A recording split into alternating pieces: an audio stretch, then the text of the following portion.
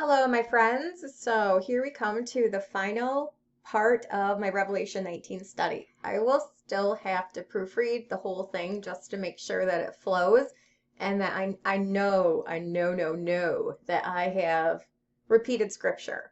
But part of the repetition is from the very beginning and then to the very end. So it's not going to be like back-to-back repetition.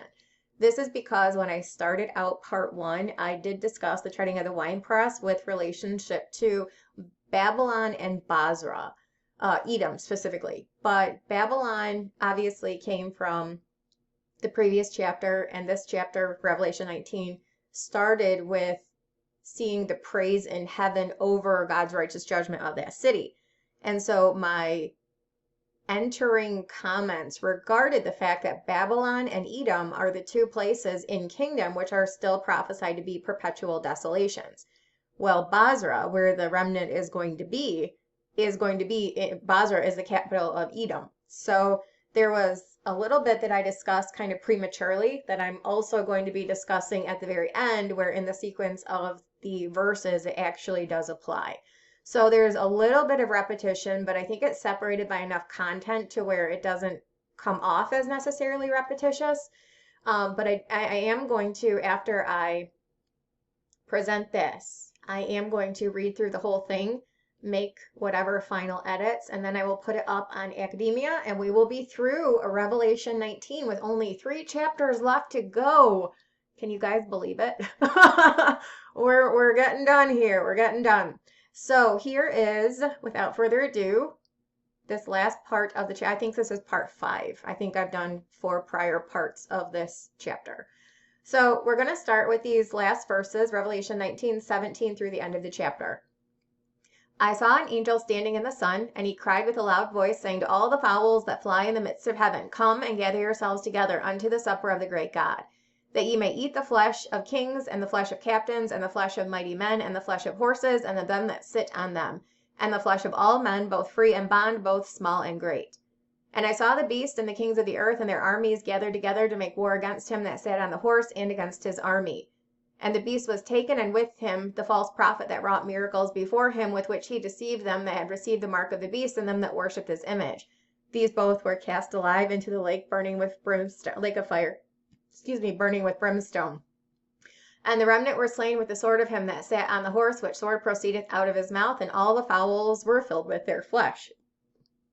As shown in these final verses of Revelation 19, Jesus is going to judge the armies that assembled against him during the pouring out of vial 6.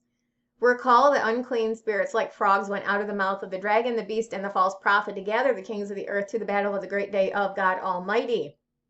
That was in Revelation 16, starting in verse 12. And the 6th angel poured out his vial upon the great river Euphrates, and the water thereof was dried up, that the way of the kings of the east might be prepared.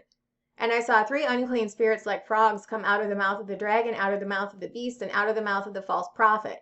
For they are the spirits of devils working miracles, which go forth unto the kings of the earth and of the whole world to gather them to the battle of that great day of God Almighty. Behold, I come as a thief. Blessed is he that watcheth and keepeth his garments, lest he walk naked and they see his shame. And he gathered them together into a place called in the Hebrew tongue Armageddon. These are the same that Revelation 17 said would make war with the Lamb and those who return with him. Revelation 17:14. These shall make war with the Lamb shall overcome them, for he is Lord of lords and King of kings, and they that are with him are called and chosen and faithful. Now let's say these are the same groups that Revelation 17 said would make war with the Lamb and those who return with him. Revelation 19 shows us that this will not wind up being much of a battle. Jesus will destroy the armies that come against him with the sword that proceeds out of his mouth.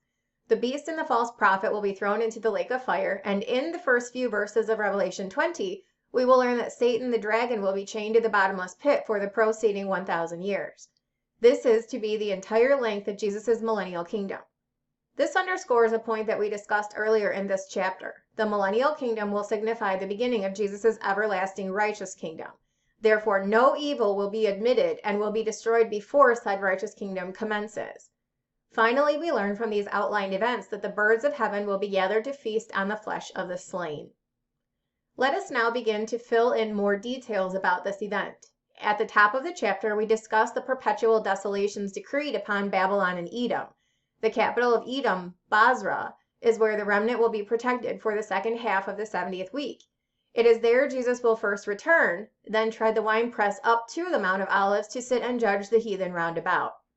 To briefly recap, we learn from Zechariah 12 that Jesus will save the tents of Judah first. This is important because they are only given 1,260 days of protection. Once that ends, he must return to provide physical protection for them. This he will do.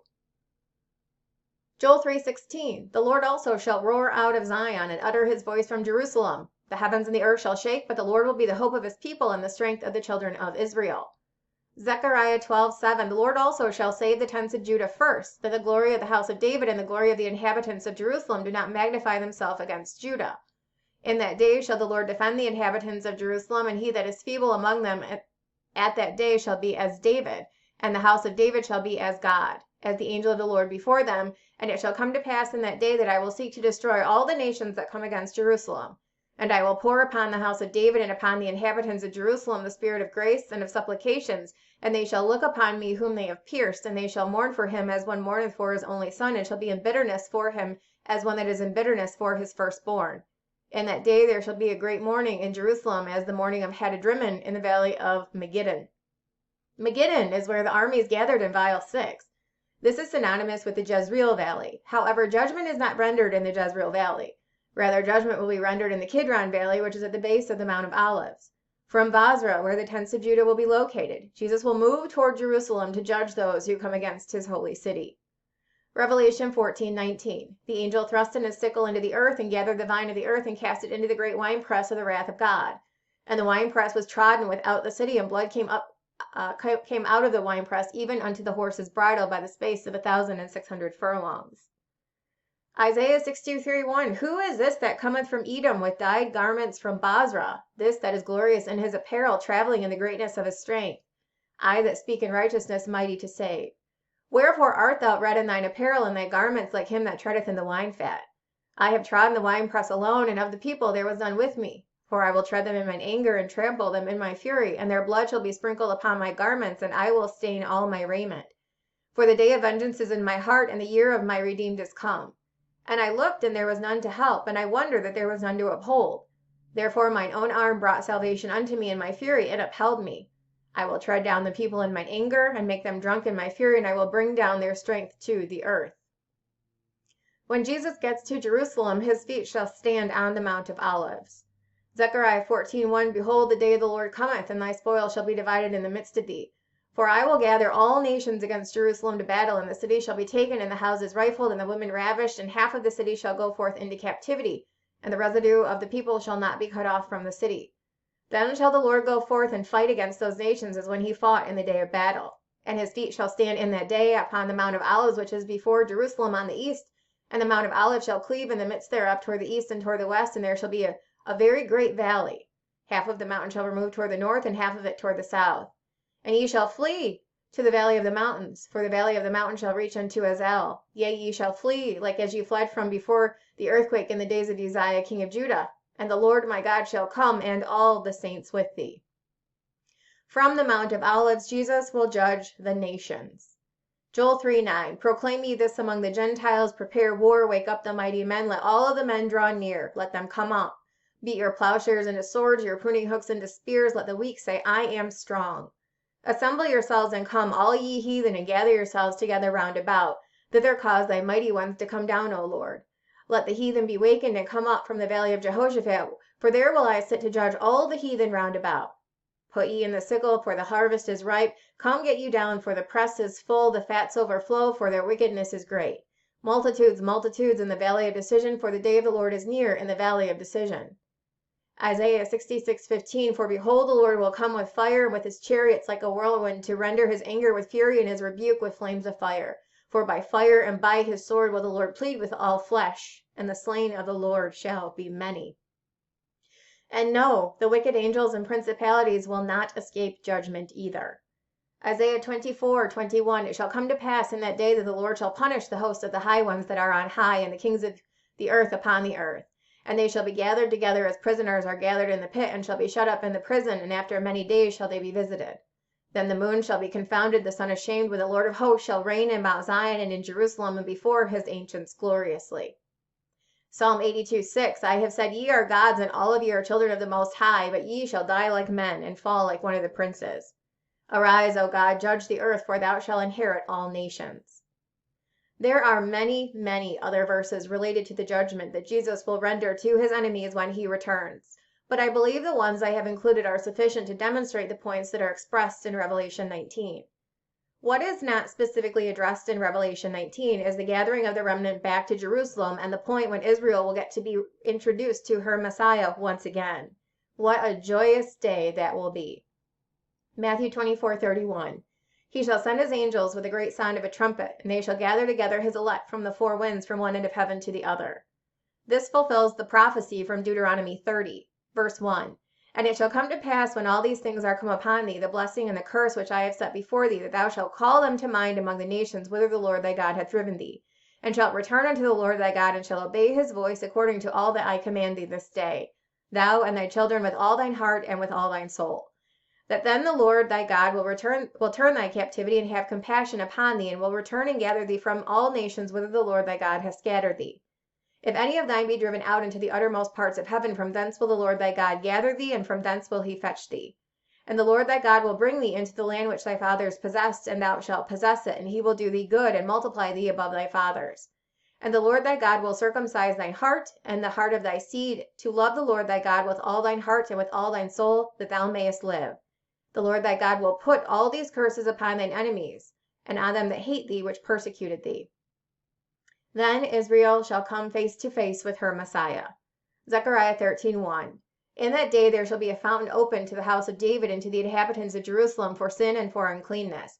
And it shall come to pass in that day, saith the Lord of hosts, that I will cut off the names of the idols out of the land, and they shall no more be remembered.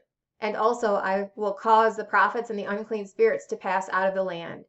And it shall come to pass that when any shall yet prophesy, then his father and his mother that begat him shall say unto him, Thou shalt not live, for thou speakest lies in the name of the Lord. And his father and his mother that begat him shall thrust him through when he prophesieth. It shall come to pass in that day that the prophet shall be ashamed every one of his vision when he hath prophesied. Neither shall they wear a rough garment to deceive, but he shall say, I am no prophet, I am an husbandman. For a man taught me to keep cattle from my youth. And one shall say unto him, What are these wounds in thine hands? And he shall answer, Those with which I was wounded in the house of my friends. Awake, O sword, against my shepherd, and against the man that is my fellow, saith the Lord of hosts. Smite the shepherd, and the sheep will be scattered, and I will turn my hands upon the little ones. And it shall come to pass that in all the land, saith the Lord, 2 parts therein shall be cut off and die, but the 3rd part shall be left therein. And I will bring the 3rd part through the fire, will refine them as silver is refined, and will try them as gold is tried. They shall call on my name, and I will hear them. I will say, It is my people, and they shall say, The Lord is my God. The prophet Hosea says much the same. Hosea 2:18. In that day will I make a covenant for them with the beasts of the field, and with the fowls of heaven, and with the creeping things of the ground. And I will break the bow and the sword and the battle out of the earth, and I will make them to lie down safely. And I will betroth thee unto me forever. Yea, I will betroth thee unto me in righteousness, and in judgment, and in loving kindness, and in mercies. I will even betroth thee unto me in faithfulness, and thou shalt know the Lord. And it shall come to pass in that day I will hear, saith the Lord, I will hear the heavens, they shall hear the earth. And the earth shall hear the corn and the wine and the oil, they shall hear Jezreel. And I will sow her unto me in the earth, and I will have mercy upon her that had not obtained mercy. And I will say to them which were not my people, Thou art my people. And they shall say, Thou art my God. There are myriad prophecies which relate to the salvation of Israel, the return of Christ at the second coming, and the establishment of a righteous kingdom. While we have explored some of those prophecies in this chapter, there are yet others we will explore in Revelation 20. It is within our discussion of that text where we will also conclude our discussion of the 2 outstanding purposes for Daniel's 70 weeks, to seal up the vision and prophecy, and to anoint the most holy. Before we leave this chapter, I want to return to one other point of fact from Joel 2, which was mentioned earlier. It has to do with the fig tree bearing her fruit, spiritual salvation coming to Israel on account of her faith, and the specific timing of that event. It shall be in the 1st month, the month of Nisan. This we expect, since this is the end of a week of years, which all correlate to Nisan 10. On Nisan 11, the day after the triumphal entry almost 2,000 years ago, the fig tree was cursed for not bearing fruit. Israel had chosen to reject her Messiah and his offering of the kingdom. However, on Nisan 10 Palm Sunday in the relative near future, Israel will select the lamb and the fig tree will bear her fruit. Faith will come in Israel. Joel 2:22. Be not afraid, ye beasts of the field, for the pastures of the wilderness do spring, for the tree beareth her fruit. The fig tree and the vine do yield their strength. Be glad then, ye children of Zion, and rejoice in the Lord your God, for he hath given you the former rain moderately, and he will cause to come down for you the rain, the former rain and the latter rain in the first month. And the floor shall be full of wheat, and the vat shall overflow with wine and oil.